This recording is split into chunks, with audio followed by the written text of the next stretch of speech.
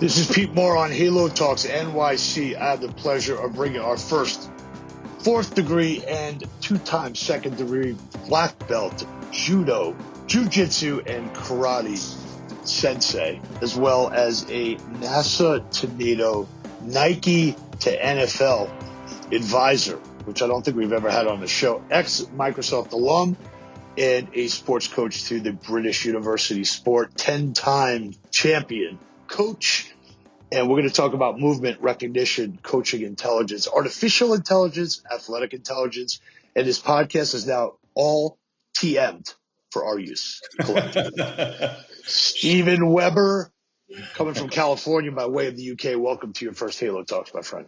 Thanks so much. I'm excited about this one. Awesome. So, you've got a lot of experience in the technology field. As we say with technology is never done. It's kind of a wet painting. So why don't you give the people that don't know about your background, and then we'll talk about a sensei. And as I looked up sensei, just to find the exact definition, just people who know their stuff. So we've got a guy here who knows his stuff, and he's going to share with us. So fire away. So brief background, my DNA has two strands like everyone else, but it's sport and tech, right? So in tech, my dad's retired now, but he was a electrical engineer, electronics engineer, worked on helmet-mounted displays for fighter aircraft in the 70s and the 80s, right? So VR, basically. So I was the first kid in my town with a computer. I was always kind of tinkering around with computers when I was young. And that took me to University of Edinburgh studying computer science and electronics. I started my career in electronics as a chip designer. My mistakes were far too expensive, so I became a software engineer. Ultimately, built a company that I sold to Adobe. That's what took me to Adobe. And then my last real job before ASENSEI was Microsoft. And all the while, sport has just been the thread since I was a kid. I've always played the sports that every kid played, but I wouldn't even call it passion. My obsession was martial arts. I started judo when I was 7, then jiu-jitsu. And when I joined the university, I wanted to compete in a sport. So I kind of figured out which club was the best, which martial arts club was the most competitive, joined a karate club, competed, captained. And as you said, I had the privilege of coaching at University of Edinburgh.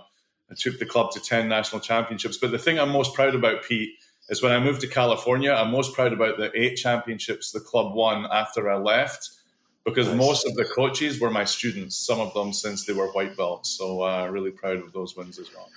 That's awesome. I think to think about when you think about karate schools, in the U.S., they never close. So they definitely always have a pipeline of new students. I think They make a lot of margins on the different belts that you have to buy, the parents have to buy for the kids. And kids have a lot of confidence that are in karate. So I think there's underlying, physical, emotional, and, behavioral benefits to karate. I think some parents maybe don't realize that, when their friends are going into karate and think it's, some kind of like MMA or UFC type of, venture.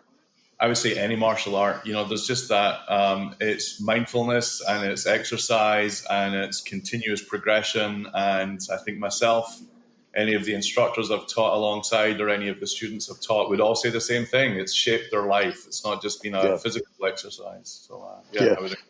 So given your background that you just explained to us, and also being at Microsoft, which basically you can say like an infrastructure company, right? And they're giving the tools and the weapons, as we like to say, to companies to basically build off of their platform, and AWS and everything related to, Excel is not necessarily, a graphic design.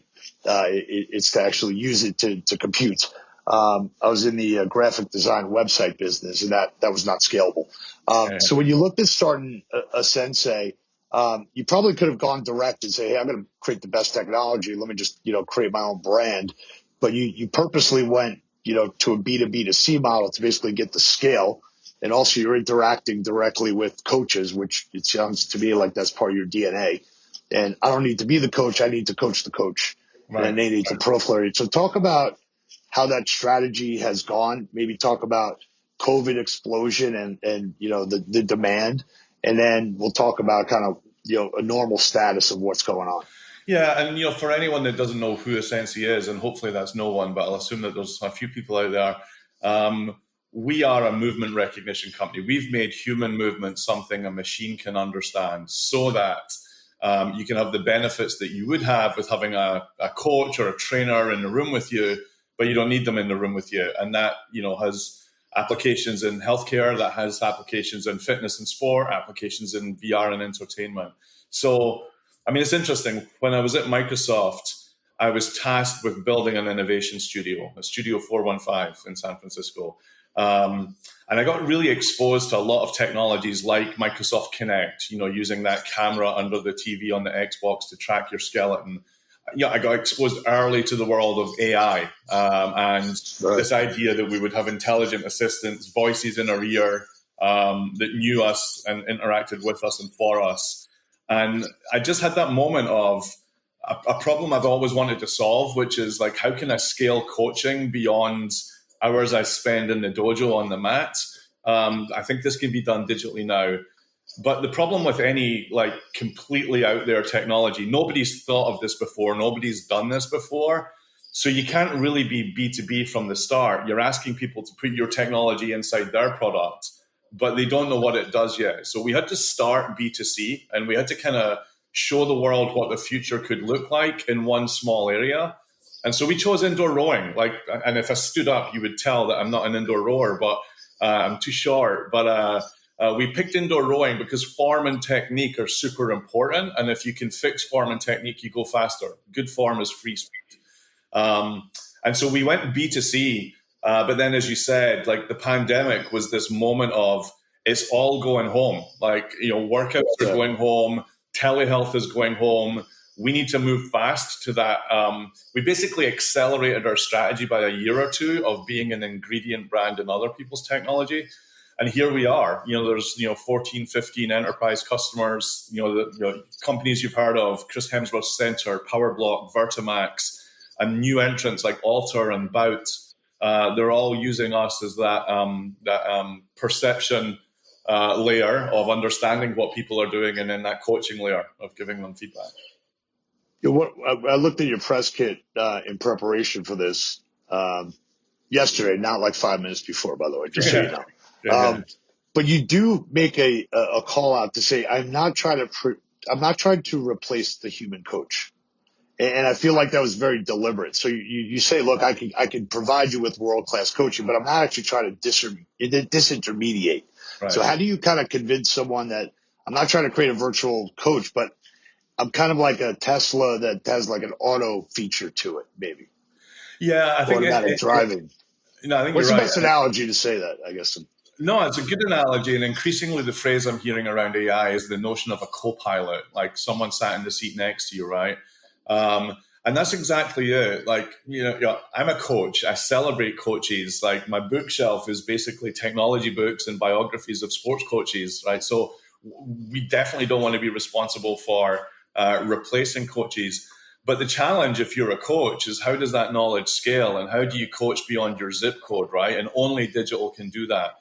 So we really do three things. The first is we capture your skeleton. We have an understanding in real time of the shape your skeleton is in and the postures and movements and techniques that you're doing. We recognize that, we analyze that. But then what we do is we take the knowledge and expertise of a coach, of a specific coach, and we say, what would they say if they saw that? And then we're able to put the voice of that coach in your ear.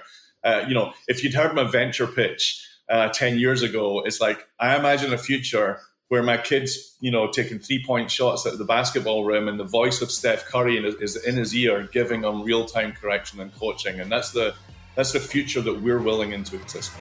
I'm going to go a little tangent for a second. I was talking to my nephew about this. A lot of the connected fitness at home has obviously trended downward because of people going back into the clubs. Is there athletes that you think would allow a consumer network to basically train with them real time?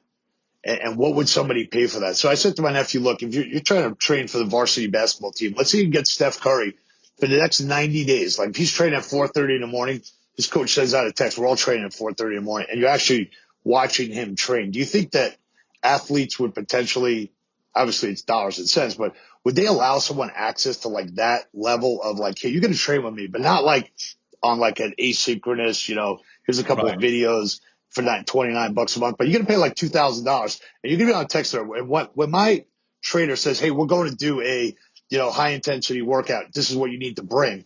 And you like get your shit together and you go to your basement and you do it with them. Is that something that's evolvable? If that's a word. I think let's stick with Steph Curry. Go Dubs. Let's stick with Steph Curry. He did a masterclass. You can literally go into masterclass.com. But I remember watching that masterclass with a beer. I certainly wasn't playing basketball, and I loved watching it, and I love him as a technician and as a coach, and it was fun, but I wasn't engaged and interactive in it, right? And I think to your point, can you train with someone, real time online? You can. But the problem is, and it's a problem we solve, the problem is for the coach, everybody's a 1-inch square on the screen. It's very hard to see what they're doing, right? Now, with a technology like ASENSEI, again, we call this use case the super coach. The super coach use case is the idea that on behalf of the coach, ASENSEI is watching every single one of those 1-inch squares, but not delivering the feedback necessarily to the consumer or to the athlete. If you've got a coach in the room, bring that knowledge and expertise to the coach in the room. So the coach is like, hey, Pete in square number 4 is over-rotating his hips on his reverse punch. And then the coach can watch and intervene, and they can deliver you that feedback. So it feels like personal training to you, but you're using AI to watch the room. Does that make sense? It does, except my reverse lunge is excellent, by the way. So I said reverse punch. Okay. Punch. Yeah. Oh, okay. I'll be the judge of that. Yeah. As you kind of went through COVID, saw the explosion there, probably knowing, given your background, like this isn't going to last forever. Some of your clients are bricks and mortar. We know the guys at Bout. They're building studios. You've got Concept 2 and rowing that basically has been a traditionally, equipment business that, stays within the lines, before doing a deal with Forte or some of the other technology partnerships that they've done. So if you take a look at ASENSEI, you say, okay, I got 15 enterprise companies, and you say, all right, where's the growth going to come from? Or, what bets am I making? Or how do you think about it, like from a 30,000 view? Is the technology going to go down to the bricks and mortar, and bricks and mortar is going to go back out? Bricks and mortar is not going away. I work out better in a group. And it seems to me like you're almost like agnostic as long as the technology is being deployed. Is that accurate? And how do you pitch that? It is accurate, but I position this differently. Everyone loves like good versus evil, like dark versus light, connected fitness versus brick and mortar. And I just think that's the wrong way to look at the opportunity in front of us. My entire career, and it goes back, has been in digital transformation. First e-commerce, then financial services and travel.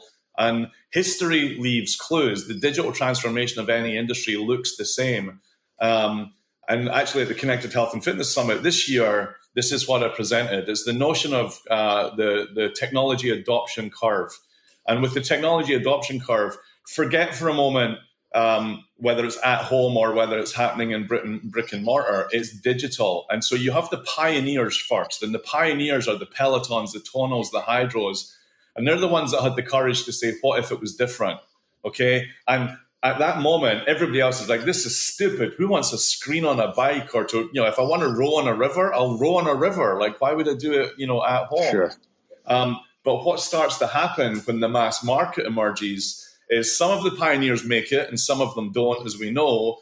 But the mass market constitutes as much the legacy brands as it does the pioneers. The legacy brands get digital, and they start looking to companies like ASENSEI to say, sure, how can I do in a month what Peloton maybe took 18 months and millions of dollars to do?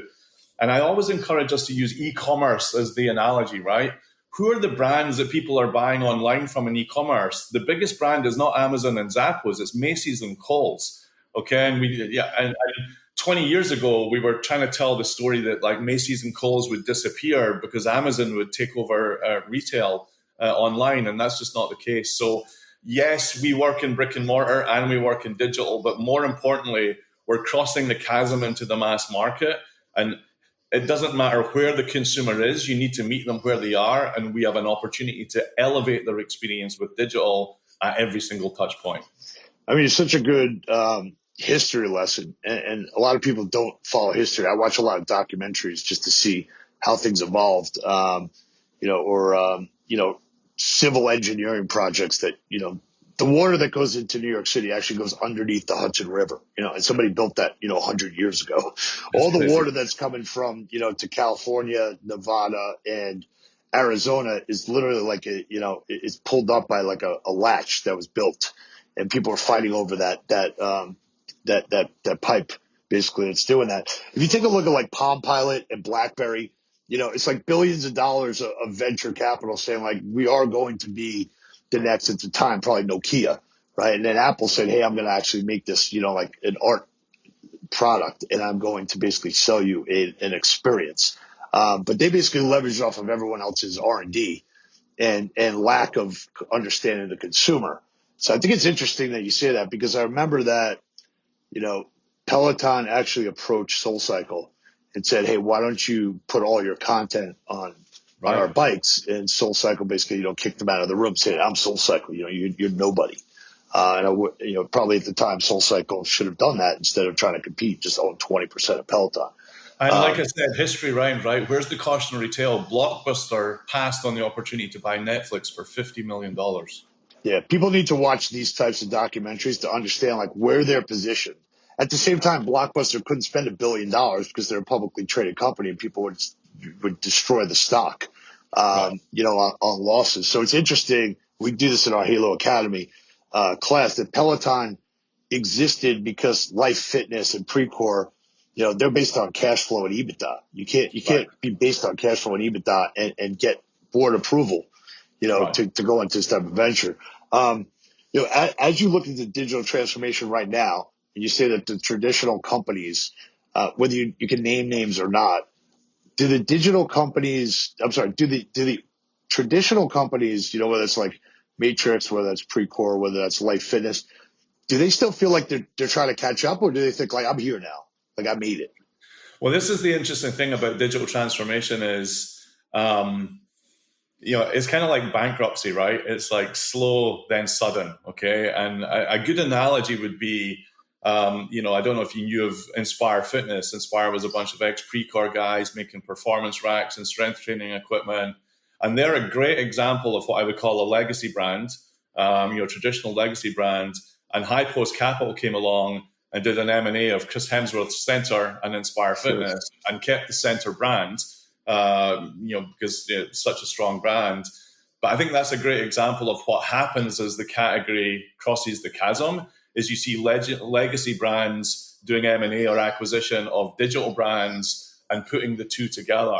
And as a customer, technologies like ASENSEI become that connective tissue between physical and digital, right? It's like we don't have to go and build an AI department. We can pay for this, as a monthly recurring fee for software. And you will see a lot more of that. Two of our other customers I would mention are Vertimax and PowerBlock. Like, they don't have Bluetooth or sensors or batteries or charging cradles, but just using the camera on a smartphone, we can tell what weight you've got in your hands, or we can tell you how high you've jumped, and you don't need a force mat. So the opportunity for these legacy brands that have huge install bases, they're profitable, they've got loyal customer followings and product in market, and they can turn on digital with companies like ASENSEI overnight.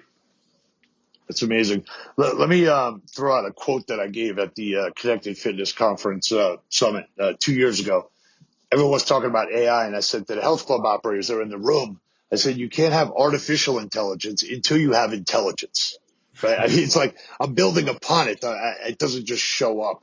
Right. So as you look at the bricks and mortar players, and you say, okay, look, I'm going to get your skeletal structure of every one of your members and your clients. I'm going to layer that on with everything else that is basically going into my system. What are some of the things that you're shocked that people aren't providing to you, or that, is an aha moment that is not an aha moment, but it's a demand that you make? I mean, I think, anyone that's walking into a gym and a health club and, talking about AI, you're speaking a foreign language. You're having the wrong conversation. Right. I mean, I'm a deep technologist, but I don't speak to my customers about technology. I speak to them about what's the problems you want to solve. Is it customer acquisition? Is it engagement? Is it retention? Is it driving people towards more personal training? Is it more visits per month? So those are consumer needs. Those are unmet consumer needs. And the question we ask ourselves is, what's the technology we can deploy that will elevate the experience and meet those unmet needs? And so, if I'm talking to brick and mortar, it's like, what if we start with just having a warm-up floor where as people are warming up, they're being given prescribed exercises because we're looking at them warming up and seeing where there's tightness. If intimidation or gym intimidation is a big problem, right? People, I'd love to do a yoga class at my gym, but I don't want to look stupid. Teach them at home with a technology like ASENSEI. Let us teach them the poses and get them moving correctly so that when they walk into their first class, A, they know what they're doing, and B, there's a handshake to the instructor. This is Steven, he's brand new. He seems to have tight shoulders, and so cue him appropriately in a downward dog. And now that member experience is seamlessly ebbing and flowing between digital and physical. But more importantly, we solve the customer acquisition and engagement problem. Yeah. I mean, one of the things I like about what you're touching on here, and we tell this to everyone who comes to us with a business plan if they're looking to get funded, is like, what is the frustration that you are solving? Like that is a company, that is a business. It's not, hey, I'm going to do aerial yoga. I'm going to put it on a soul cycle bike. And I'm like, did that solve anything for you? Has that achieved anything for you personally that you think that is a concept that has results or a reason to get funded?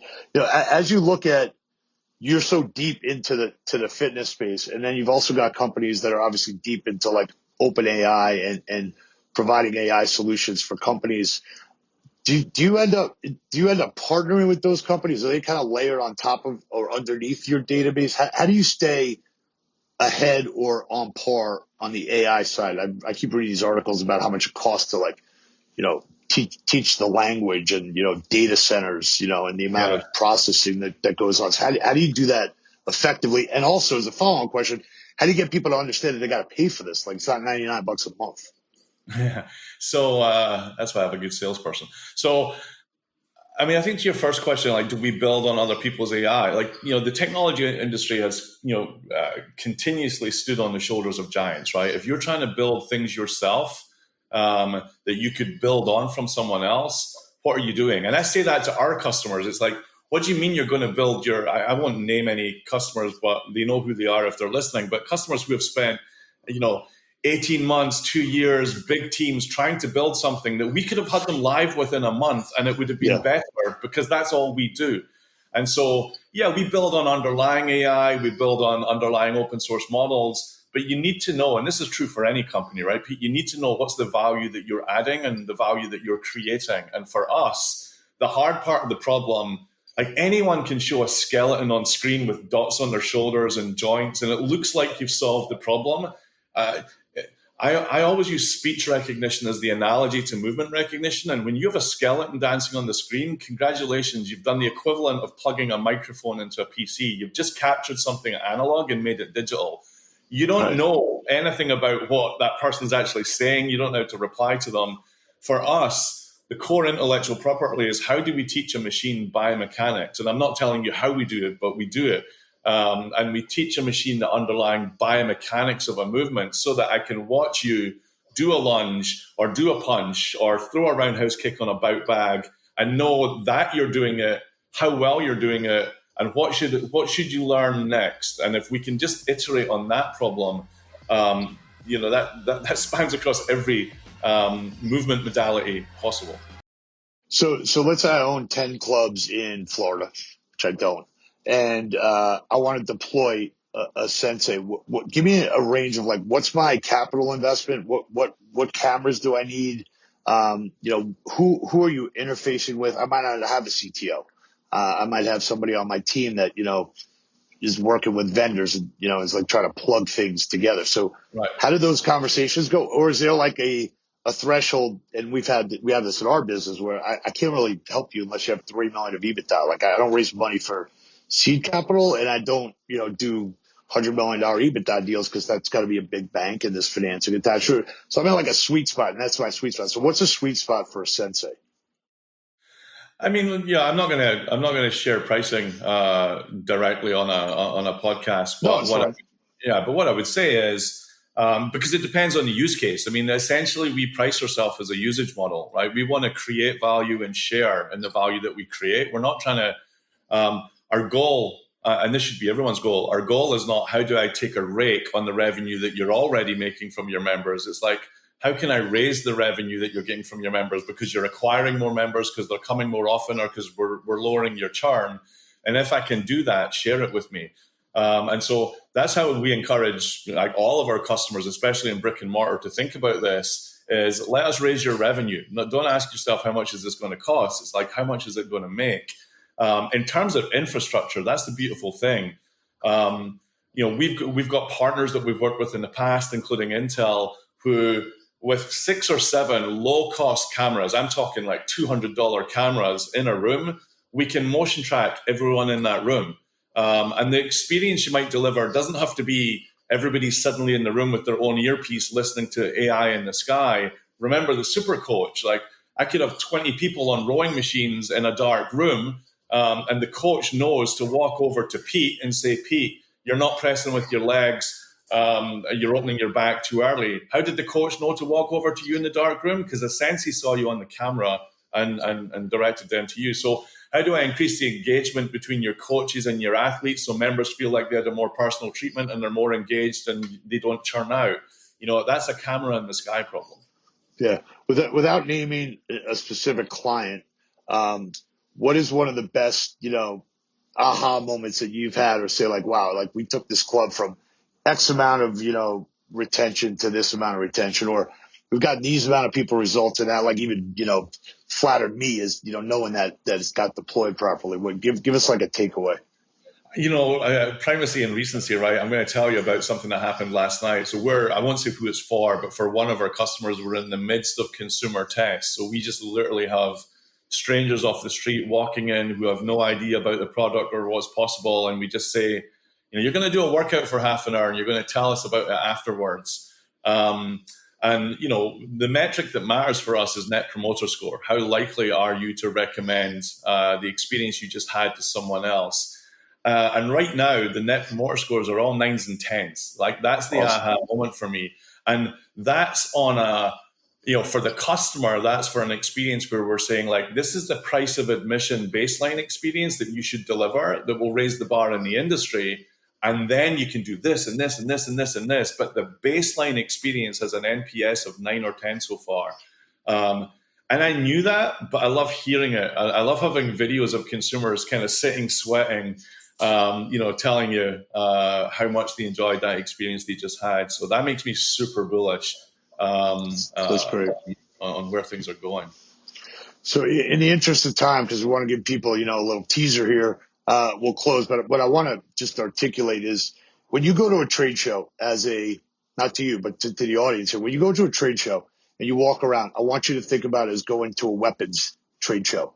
And these are all weapons. There's technology weapons. There's physical weapons. There's, coaching and staffing, but everything's a weapon in deploying for your success. And I think, you're kind of like the central nervous system, if you will, of that connectivity, as well as kind of like the CIA at the same time of your members, movement and coaching intelligence. So we're gonna trademark the entire podcast here, and love what you're doing. And I'm glad the industry has finally kind of gotten to a point where everyone's listening and there are people now deploying. And I think it's now understood that this is mandatory. It's not optional and it's not going away. So thank you for your contributions to the Halo sector. We'd like you to use the term Halo as much as possible. And we are creating a Halo effect and you are scaling the Halo effect. So appreciate what you're doing. And it's great to talk to you about this. Awesome. Thanks for your time. Thanks, man.